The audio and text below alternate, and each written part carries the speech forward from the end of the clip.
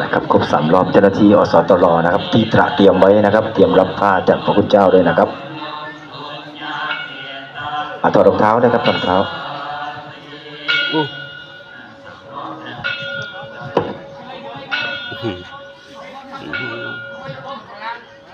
กับครบ3 รอบอสตรที่เตรียมไว้นะครับรับผ้านะครับเพื่อห่ม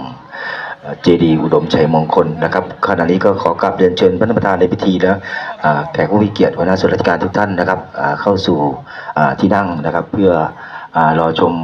การแสดงรำนะครับบวงสรวง